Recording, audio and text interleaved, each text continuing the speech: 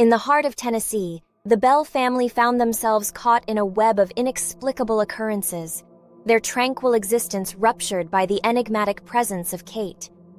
Whispers of her name filled the air as neighbors exchanged stories, each retelling magnifying the fear that gripped the community. As John Bell struggled with his declining health, the atmosphere on the farm grew heavy with an unseen tension, one that loomed over every meal and every gathering. Betsy, once a jubilant young woman preparing for her wedding, now walked through shadows, haunted by the torment that Kate delighted in. Days turned into weeks of unrest, with the rumble of discontent echoing in their home. The walls seemed to breathe with the eerie sound of invisible chains, binding the family in their growing dread.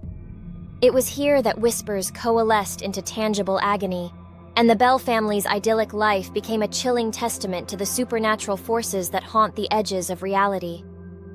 The arrival of visitors brought both curiosity and additional chaos to their home. Where once laughter echoed, now stood an oppressive silence punctuated by terrified gasps. People from neighboring towns flocked to witness the unexplainable firsthand. Some came armed with salt and charms, hoping to protect themselves from the wrath of Kate.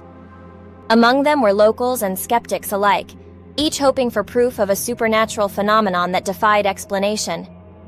They gathered under the flickering light of lanterns, eyes wide with a mixture of disbelief and fright, eager to see if the tales were rooted in truth or simply figments of fearful imaginations. As night fell over the Bell farm, the chandelier swayed ominously in the dim light, casting elongated shadows that danced across the walls. John Bell's once strong presence now seemed barely tethered to the world, each cough echoing like a death knell through the quiet space around him.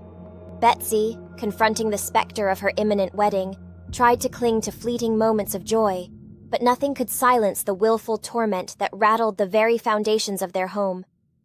With each day, the entity known as Kate grew bolder, her laughter ringing like a chorus of mocking spirits, taunting the family with the fragility of their hopes. The terror escalated, turning their refuge into a stage for malevolence, a place where the veil between the known and the unknown thinned into an unsettling haze. The Bell family's plight became a source of intrigue, their pain spilling into the community like a dark ink blot, staining every thought and conversation. Distressed by the relentless attacks of Kate, the family turned towards their neighbors, seeking solace and answers. Friends gathered around the kitchen table, whispering urgent, hushed tones, drawing on folklore and old wives' tales to understand the terror surrounding them. They shared stories of other occurrences, of witches cursed and hunters gone mad from unseen foes. As the air tightened with suspicion and fear, doubt seeped into the minds of many, sowing discord among families that had once been united in shared community. The blacksmith, a man of formidable stature, stood up, claiming that perhaps a more assertive approach was needed. His eyes burned with the fire of determination as he proposed an expedition to confront the malevolent force head-on. The gathered friends nodded, half in agreement and half in terror, realizing the weight of a tangle they found themselves caught within. Time was running short, and with each passing day, Kate grew stronger, her laughter echoing in their ears like a sinister siren call. The staging for a confrontation was set as shadows gathered menacingly, and the specter of Kate continued to loom large in the hearts of the Bell family and their neighbors. Driven by a cocktail of fear and resolve, the townsfolk gathered at the Bell homestead, their faces reflecting a mix of concern and bravado. They formed a circle around John Bell, who, with weary eyes, recounted the horrors that had taken residence within his home. Each word sank deep into the hearts of his listeners, igniting a flicker of fear that had previously lingered in the background. As the sun dipped below the horizon, casting long shadows on the worn wooden floor, the atmosphere shifted, thickening like the air before a storm. Dark clouds gathered overhead, echoing the tension felt beneath the surface, and the night became a canvas for Kate's sinister artistry. Whispers filled the air, as each moment passed with the weight of dread hanging heavy, creating a surreal tapestry of fear woven with the fabric of their shared history.